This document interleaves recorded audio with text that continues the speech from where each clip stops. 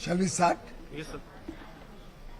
Thank you very much, friends, and a very good evening to all of you.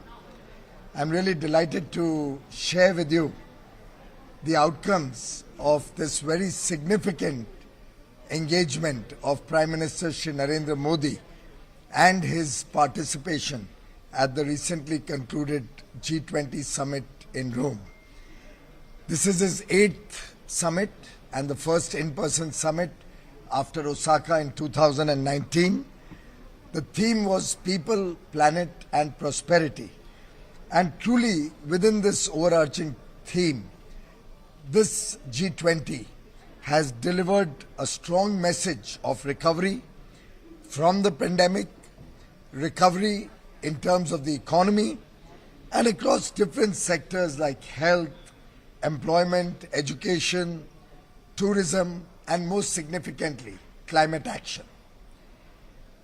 Leaders adopted the Rome Declaration at the summit, and over 5 days of extensive negotiations, extending late into the night, so much so that last night there was not a wink of sleep, and it went on till morning 10:20 in the morning today, when the final declaration was agreed by all the stakeholders.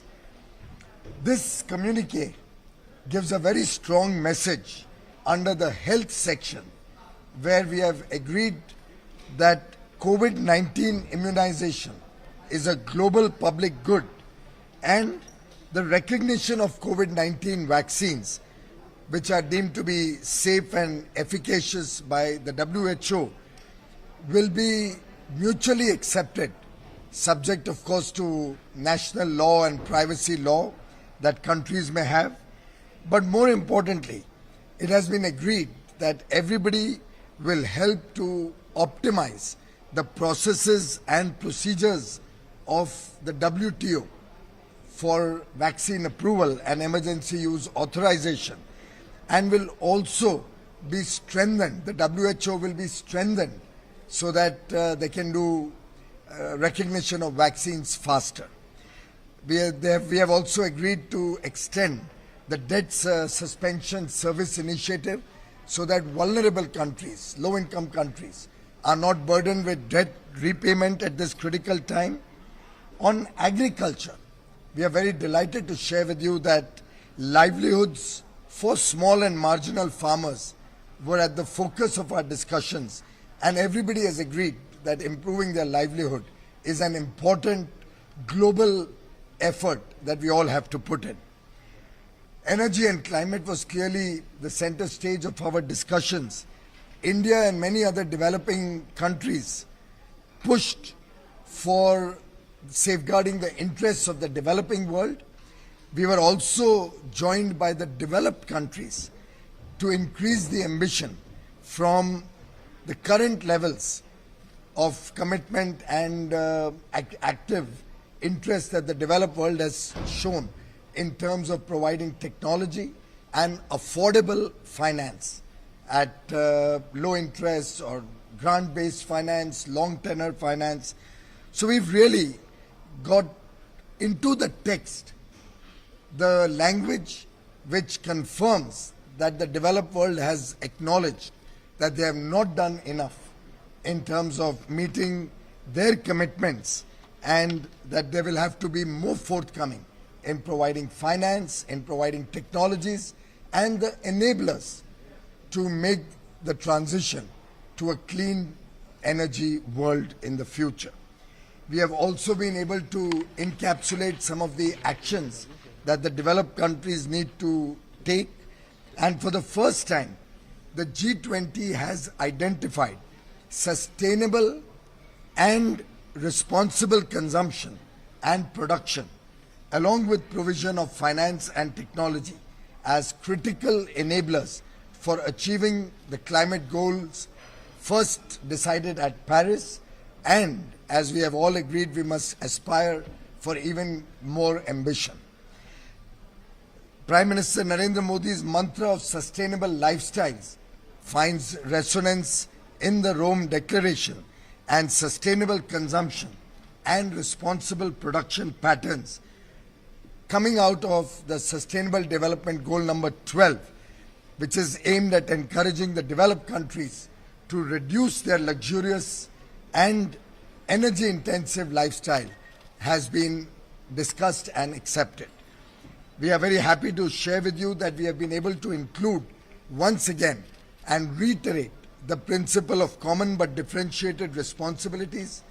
We have also been able to push the commitment of the developed world to provide $100 billion every year through from now until 2025, and the commitment of all the countries to mobilize greater levels of capital for the less developed countries and the emerging economies.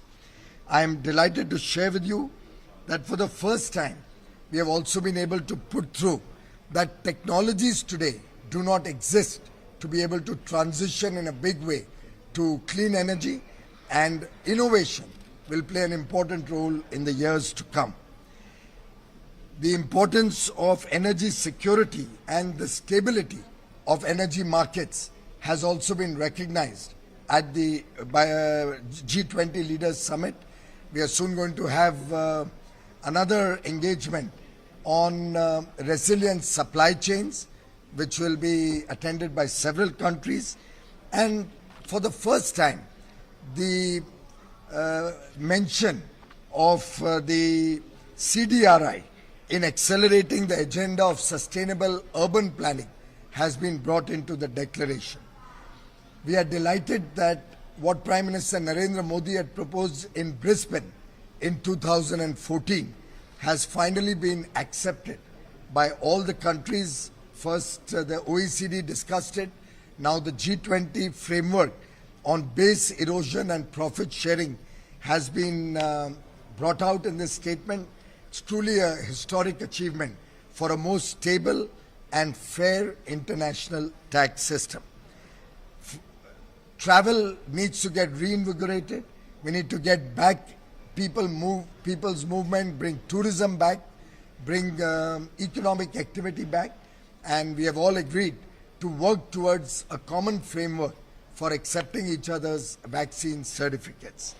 We have also discussed gender-based violence and increasing women's participation in the workforce. Also denounced the uneven distribution of unpaid care and domestic work.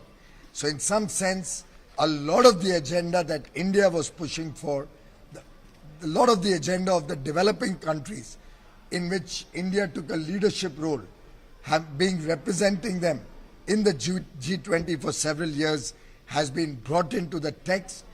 Along with data free flow for trust, data for development has come into the Rome Declaration, and all the leaders of the G20 are now looking forward to the G20 presidency in India in 2023.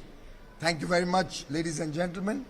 Prime Minister Shri Narendra Modi will be embarking for Glasgow later in the evening today and attending the COP26 summit in the United Kingdom, again representing the voice of the developing world, the voice of the more vulnerable sections of society, and protecting the interests both of humanity, with very ambitious activity going on in India to contribute to climate change, to contribute in our own big way to support the effort to leave behind a better planet for the next generation. Thank you. Can I ask you a quick question? Sure. The final communique is talking about reaching net zero emission by or around mid-century. Is it a compromise that was reached to not have a real date put in the communique? Madam, first of all, what we have discussed and decided is global net zero. So all the countries put together will be net zero, which means that developed countries, which have already enjoyed the fruits of low-cost energy for several years, will have to go in for net zero much faster, and possibly even go in for net negative, so that they can release policy space and some carbon space for the developing countries to pursue their development agenda. Second, in terms of the year, we still have to work on technological solutions. As I said earlier, there are no available adequate technologies for base load. There are no adequate technologies to be able to absorb large amounts of clean energy into the grids and maintain grid stability. And therefore, we will have to look at more technology and innovation playing an important role before we can identify a year. So, Mr. Mayor, Wunderman here. The question is, how much India need in terms of funds for the climate transition that you are seeking from developed nations? As I said, this is something which needs to be determined based on the type of technologies that would be available for that climate transition. For example, for our base load to be replaced from coal to maybe nuclear, we will need large amounts of capital for setting up nuclear plants, both to replace our current demand and for the future demand that our development imperative requires. Secondly, we will need to be a member of the Nuclear Suppliers Group to ensure adequate availability of raw material for nuclear supply, and several other associated concerns around cost of power. So it's going to be a holistic solution which will emerge through more dialogue, discussion, and the collective effort of all the countries. Maybe there is an approximate estimate number? Not yet. Sir, India had pushed for commitment from the G20 on improving livelihoods of small and marginal farmers. Has there been some commitment from the world, especially in G20? Well, a communique like this does not get into the details of each of the subjects in that much micro detail, but the commitment that they have recognized the importance of protecting livelihoods of small and marginal farmers is a very big achievement. Thank you.